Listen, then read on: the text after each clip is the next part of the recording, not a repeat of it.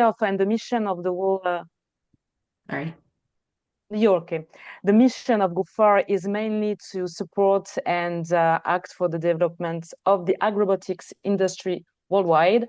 So through this mission, we have a main tool that is FIRA events, both in France for the Europe market and in California for the North American market. I will present this later. I'm Gwendoline Legrand, so I'm the co-director of this GOFAR association, and I'd be happy to provide with more information about this event that is arriving very soon in February. But first of all, I wanted to host also Aymeric Barthes, who is both our GOFAR president and the co-founder of Nayo Technologies. I think it was very important to have Aymeric around the table today because he has a very nice vision about the agrobotics global market, because he is co-founder of one of the pioneer startup and the company in the agrobotics industry. So, well, I let you, Aymeric, have a talk and maybe present some key figures of this market. Yes, thank you, Celeste, and thank you, Gwendoline. It's a huge responsibility, so just to be 100% honest with you, it's my vision of the market, and I've tried to gather the information I was able to find during my journey at Nayo and at the FIRA to give you some figures, key figures about the market, but maybe to do not have a very boring presentation. My main topic will be about how can we succeed? How can we success with robotics in the field, and when will the scale up happen in the field? I have no date. Sorry, as a spoiler, but okay. So we can start. Let me know if you can see my screen.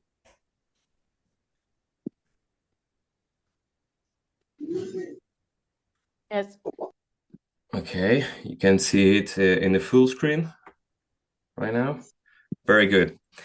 So the main challenge the ag is facing today, and the main challenge that the robotics is able to answer actually are on the business model and profitability. It's the same all around the world. That does not concern only North America or Europe. It's really worldwide aspect, because all the farms all around the world are really facing the sustainability of their models and the capacity to develop and to fit regulatory matters, and a lot of different stuff. And farming is always adapting to be sure that they are able to produce food for people, and people is the number of people around the world is growing and growing.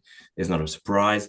So the main challenge is really to be profitable and able to feed the world.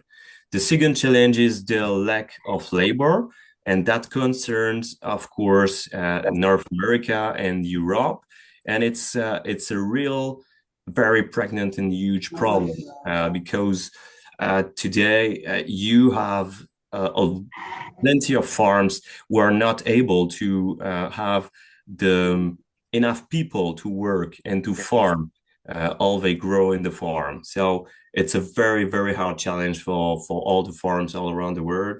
And the third one challenge is for sure the environmental impact. As I'm not speaking of the climate change in general, but much more what is happening in the agriculture sector. And that means, for example, in Europe, we are facing a very, very tight weather windows to go in the field.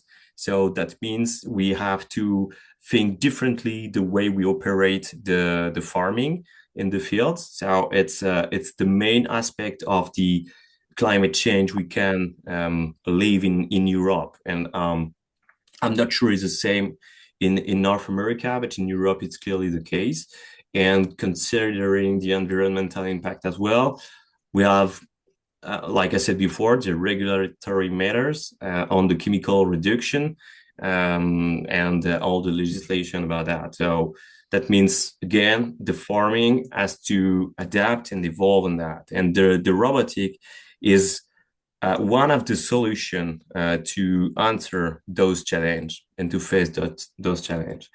So some figures about the robots agricultural market.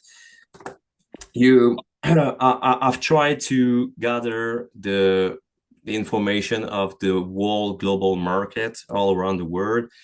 My perception is this market is more than 60 manufacturers, is about 60 to 70 manufacturers.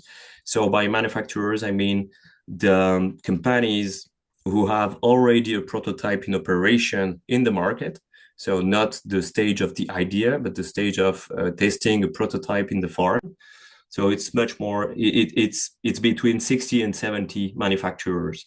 And that represents a whole fleet of more than 3,000 robots. Okay, and I'm not considering, obviously, the milking robot, for example. It's just the field robot, the rovers. And that does not also include the drones. It's also the rover with wheels or tracks working in the field on the soil. The average price, it's just kind of an information, but the average price, it's about 160 euros. So it really depends on the size of the robots in general and the technology level of the robot, obviously. So you have robots prices going from 10,000 euros to more than 1 million euros. That gives you the the perspective of this price range. Speaking of the robot, it's also because robots are doing plenty of different things. You have robots who only carry things, for example, but you have also robots who make them to perform weeding or to perform spraying, harvesting, and other tasks. So it depends really on what the robots are able to do, and also with the level of autonomy. So the level of autonomy and technology embedded on the robot really design the price at the end of the day.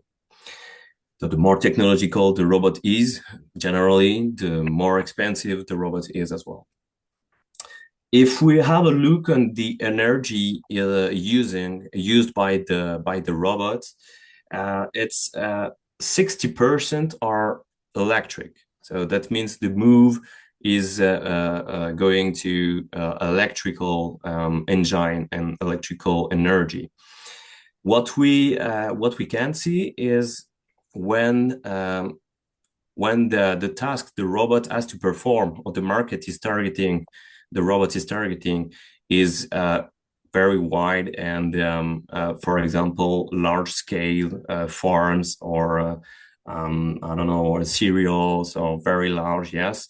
In that typology of farms, we normally have robots with diesel engines, just because of the autonomy of the battery life. And for the other markets or other applications, we have much more electrical robots because of autonomy again.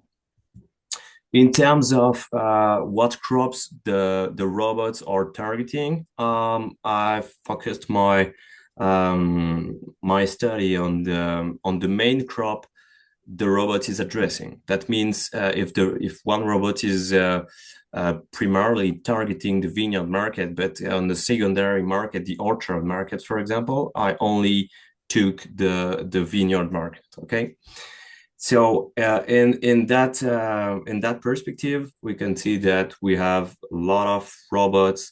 About 25% of the robot provided by the manufacturers targeting the vineyard market, about 16% targeting the vegetable market, and a market which is growing right now is the row crops and the cereals market. So we can see more and more new robots coming on those new markets, which is also something we try to address with the FIRA right now. We are not only focused on the very specialized market like vegetables, vineyard, orchard, and etc. We try to enlarge the FIRA target with the cereals and the row crops, or the large scale farms. Concerning the countries breakdown, meaning of the manufacturers, where they are coming from. So mostly are coming from Europe, and the second with 67% of the manufacturers are represented in Europe, and about 26% represented in North America. So it's just the global overview. It's the big picture in terms of figures. If you have questions, I hope I'll be able to answer you. So just to have a focus now on the road to success. So what could make the difference in the scaling up of the robots in the farms all around the world? So what we figured out is it's so much important to have a dedicated team in robotics, either in the farms and either with the dealership. So the dealership has to be really trained on robotics. That means salespeople, but also technicians, because that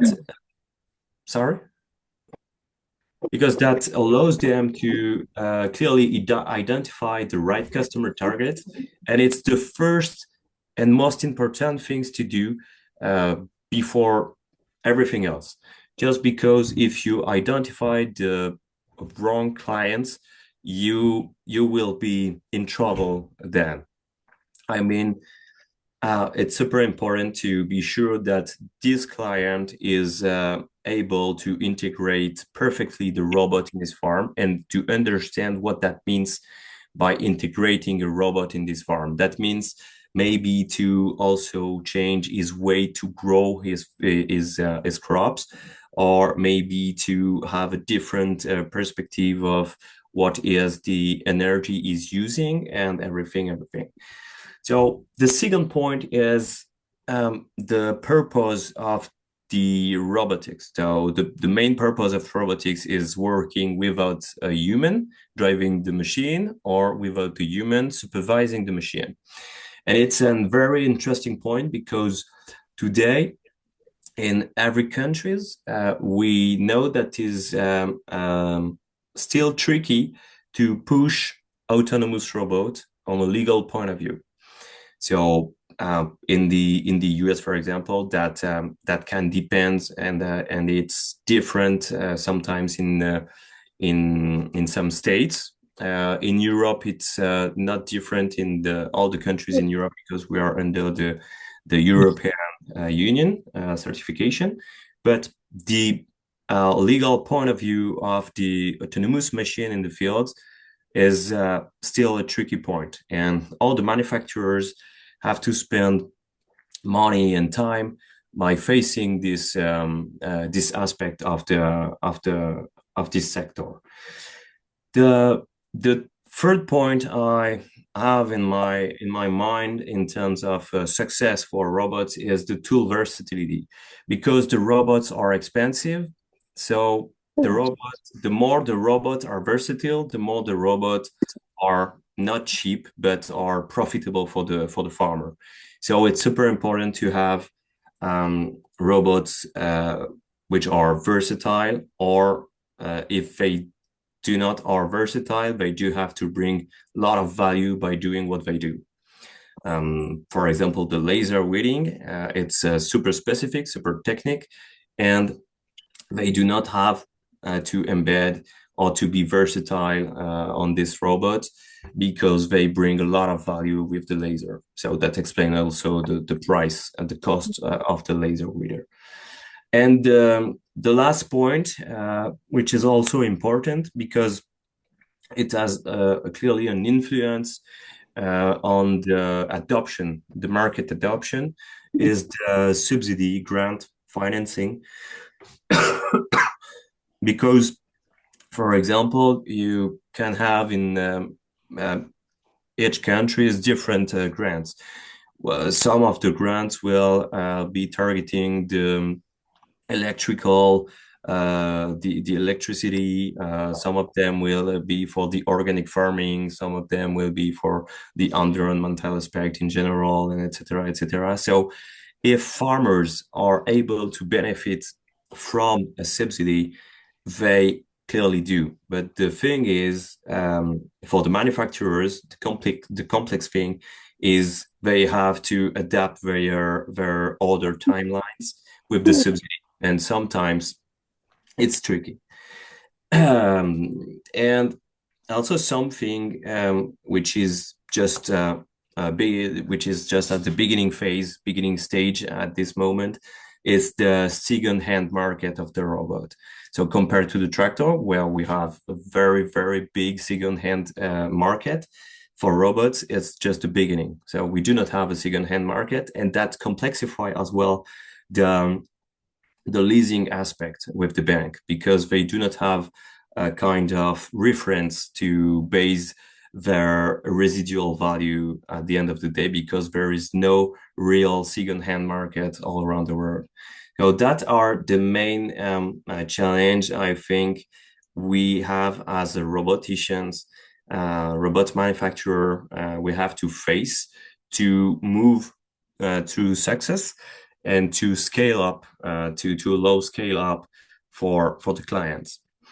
And as a conclusion, what I want to say is agriculture is still evolving rapidly, and the question is not if robots will have a future in the fields right now. That was the question probably 10 years ago or 13 years ago when we started nanotechnology, for example.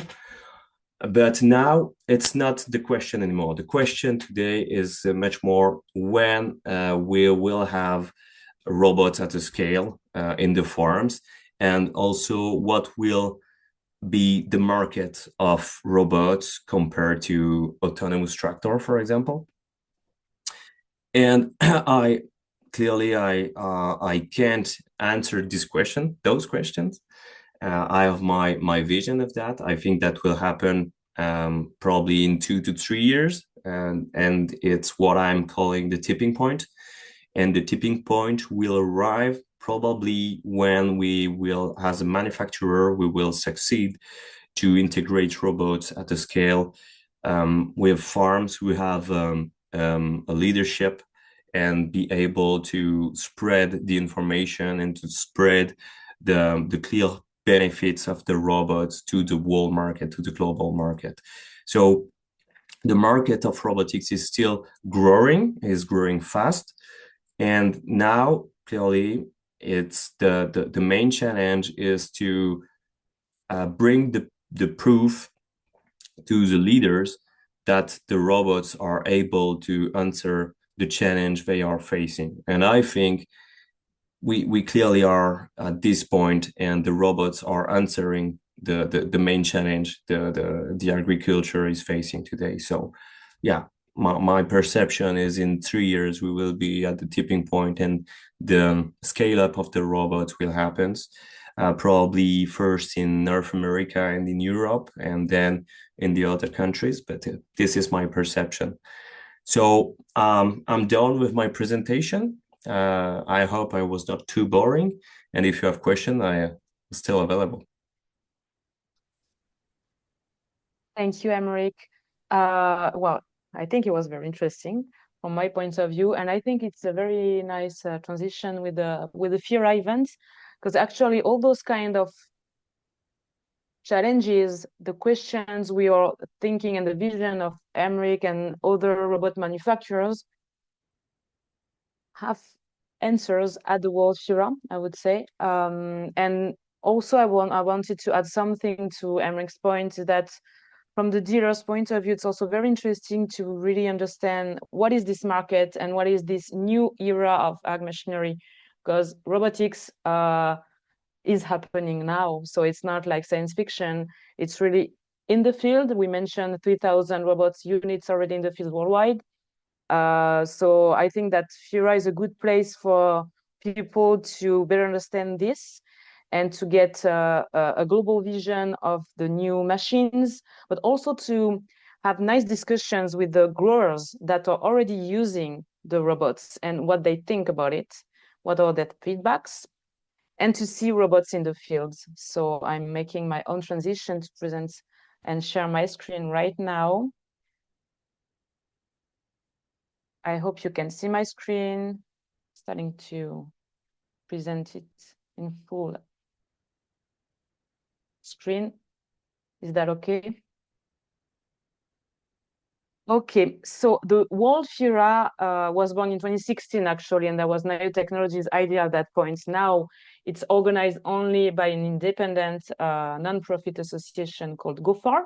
So the 9th edition of World FIRA will be held on February from the 4th to the 6th. So it means in 3 weeks' time from now. The vision and the idea of this event, of this trade show, is to be an international field exhibition of agricultural robotics. So we are all outdoor. We have in-field demos in real conditions. I will explain this later. And this is the unique event where you can find all about automation solution, autonomous solution for farming and robots for agriculture. This event will be held in France, nearby Toulouse. So for people who know, and I know there is someone in the audience who is from Toulouse, but it's in the south of France. It's a very nice place, so it's also a good time for tourism. Launching the video, can you see that?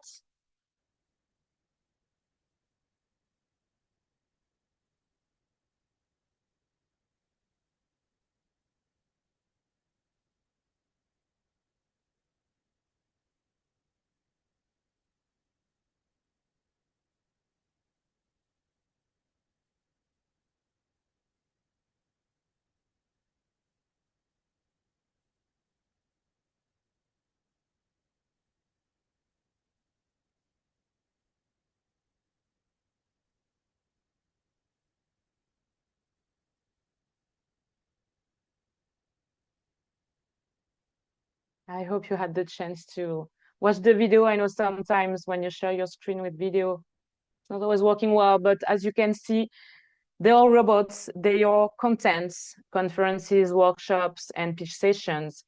They are people coming from all over the world. And for one main reason is to tackle global agricultural challenges. As Aymeric presented earlier, we need increasing production volumes and we need to have a better productivity in the fields. We need to minimize also the environmental impacts. And we think that World FIRA is a good place for exploring and adopting these groundbreaking technologies with the experts coming from all over the world. Again, we have about 60 countries that are present at the event. So this is all about it. World FIRA is the unique event where automation technology meets agriculture. There are around 3,000 visitors, about 40 robots that are demoing or showcasing, and about 80 exhibitors in total. Those exhibitors are robot manufacturers. They are also technology suppliers like sensors, GNSS technologies, or guided systems, and so on. You also have a nice representation of labs and universities and academics coming from different places. And as you can see, we are in the fields. We are in February in France. So we have a nice stand that is heating also, and a big hangar where all the conferences and the catering is displayed. So for the field demonstration, we really wanted to have, and I think that's really unique, to have in-field demos on specific crops. So we want to showcase the raw and field crops, the vegetables, the vineyards, and the fruit trees. This is a real fruit trees, real orchards actually, because we are on a campus, so an agricultural campus of engineers. So they are growing trees that we can use for the demos. We are having these vegetables and field crops that we are growing, and I will explain you later how we are growing it but they are real ones in real conditions. And that's very, very important for people that are visiting, that are thinking about acquiring a robot or a machine, to see the robot working in the fields, to see that it's not only prototype anymore, and they are marketed robots and autonomous solutions. So as you can see, I'm sorry for the noise, it was windy that day. But what we've done this year, and for the first time, we have seeded and planted manually, as you can see with our team here, but also autonomously. This software robot was seeding the faba beans. Earlier, it was in late October, early November. And Nayo Technologies with the Oreo was also seeding with the Oreo, sorry, the radish floats. So it's a nice story that we wanted to tell because it proves that robots are doing the job, and even at FIRA, we are using them for our own activities. So in few words, and for you to really understand how FIRA is organized, there are time for conviviality. So you can see that you can have this refreshment with, we have an association of girls locally that is displaying nice drinks for the people there. But there are also those meeting with farmers and users, as I mentioned, that are discussing peer-to-peer to explain what are their feedback about using a robot in their farms. What is the evolution in terms of operation in the fields? How they have been financed, how they have been supported in terms of after sales and so on. And also what was not working, because, well, robots and any technology, any machine, sometimes things are not working properly. And it's not only about technology. Sometimes maybe you need to have more confidence with the machine. Maybe you have to have people that know how to support you. Maybe there are the dealers that are supporting locally, the farmers using it. So crop by crop, we'll have these discussions with the farmers and users. And we all, this Genget party for French people, Genget, they know what it means, but it's really like convivial, really like friendly, and a nice time for people to meet after the show. I was talking about friendly things before talking about serious things, because I think it's nice too. FIRA is made also for knowledge. We want to bring on stage the state of the art of the industry on different aspects. We are hosting the 6th Scientific Symposium for the first day of FIRA, so on the 4th of February. The Scientific Symposium is really to bring and gather all the labs, the research projects, and all the universities that are developing projects around automation for agriculture. What is nice with that is that we are providing an opportunity for people that want to make technology transfer between labs and the industry. So this is a very important moment for the events. Then we are also organizing this second Agrobotics Autonomy Symposium. The idea of this is, as we all know, and there are many questions about it, where are we in terms of safety and regulation? In Europe, there are certain regulations that are not the same than in the US, and in certain states of the US, even different. So you see, it's really important to have a focus every year on the safety and regulation aspects. We have on stage the main experts of the industry, with the CIMA, with AM, with AEF, European Union, and also robot manufacturers that are challenging themselves about what automation means and security means when they are developing their robots. I already mentioned that the themed pitch sessions, crop by crop, peer-to-peer from end users. And finally, the Grand Défi Robotique Agricole, that is also something to really understand what are the expectations of the industry and from the end users. I wanted to highlight 3 main points. the top visitors campaign that we are having this year, with big group of dealers and distributors that are coming from Europe and from some other places in the world. 10 to 12 groups of farmers coming from Europe, US, and Brazil, with organic veg producers, vine producers, the biggest citrus and orange producers from Brazil. So a lot of top visitors that are now willing to embrace this industry, to make sure that they know what's happening and to make their shopping also, to see what machine could fit their needs. New Holland, we have this big partnership with New Holland since last year, and we have just signed a pluriannual partnership this year for all the FIRA events, both in Europe and in the US. They will be presenting the T4 tractor, that is a specialized tractor equipped with a guided vision system that has been awarded on the EMDA in Italy last October. And last but not least, we're organizing the World FIRA Awards that will be rewarding the best robots on different categories on the last day of the show. What's new this year? I wanted also to highlight the new robots that will be showcasing or demoing this year at World FIRA. So there are pioneering startups that will be there again, well, for the first time. That is not an exhaustive, an exhaustive list. This is only the new robots that will be showcasing.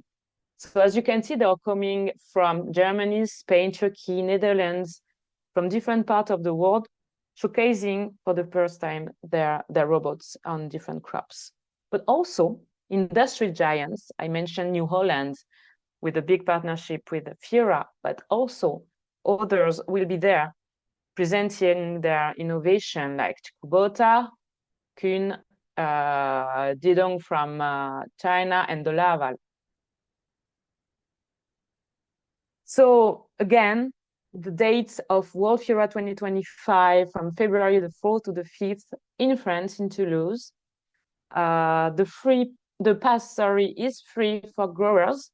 I think that's important to mention.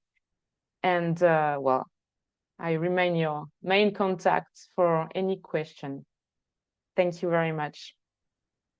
And of course, we're still here a few minutes if you have any questions. I do have a couple questions that I wanted to share before we wrapped up.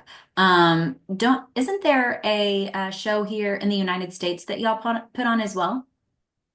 Yes.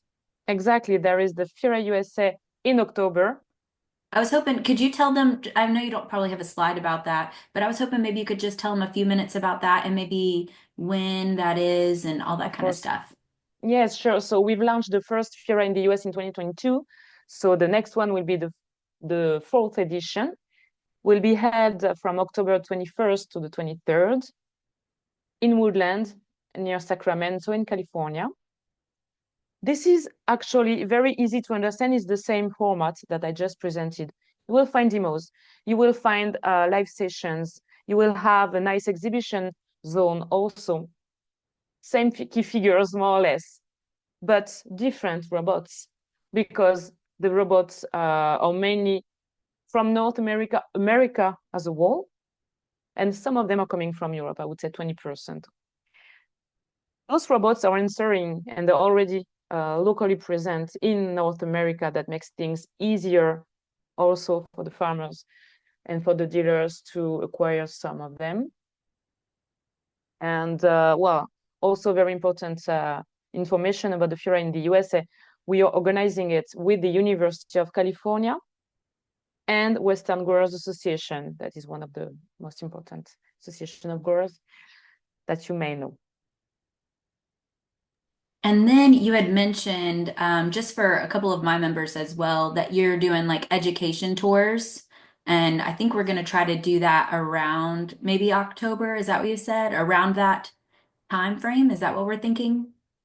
Yes, exactly. So for the FIRA in the USA in October, we have two different levels, I would say, to tour that we're organizing. We'll have this bus tour that is organized prior the FIRA in October, like 1 week before. And we go farm and farm to visit different farms and different users of robots. That is very, very interesting. This year we had Australian people, we had people from the UK also taking part to this bus tour. That's one thing. And there was also another opportunity that is a tour inside the event, and that is a 1 hour guided tour.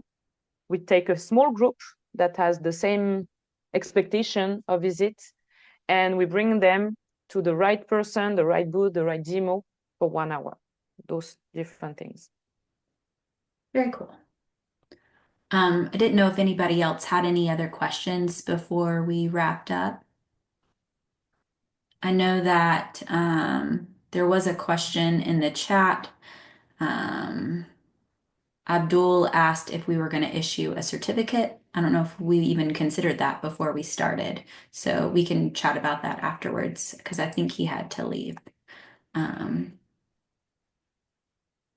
So I guess if nobody has any further questions, I'll go ahead and close us out. I just want to personally thank everybody for joining us today. I hope everybody found this insightful. EMDA is trying to host webinars monthly now to help all of our members. So members that came today, we're so grateful that you are continuing to be involved and support us. So thank you. And then for those of you that aren't members, at the beginning I introduced myself, and I'll share my screen again and see if I can share my my contact information. Let's see. Bear with me.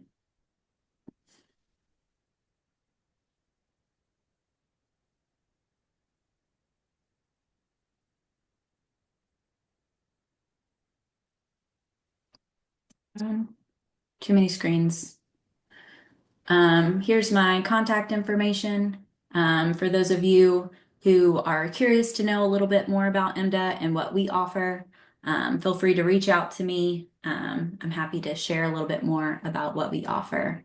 But yes, so thank you guys so much for coming. Thank you so much to Gwendoline and Aymeric for speaking. Thank you guys so much for offering to do this webinar for everybody. We really appreciate you guys, and we appreciate everybody's time today. So stay tuned. We did record this, so we'll get this out to everybody. So if you have any questions, you can look back to it. But yeah, thank you guys so much. I hope you guys have a wonderful Wednesday, and we'll talk later. Thank you very much for the invitation. And thank you, everyone. Yeah, thanks for putting us on, Celeste. Thank you. Thank you. Bye, guys. Bye. Bye. Bye-bye.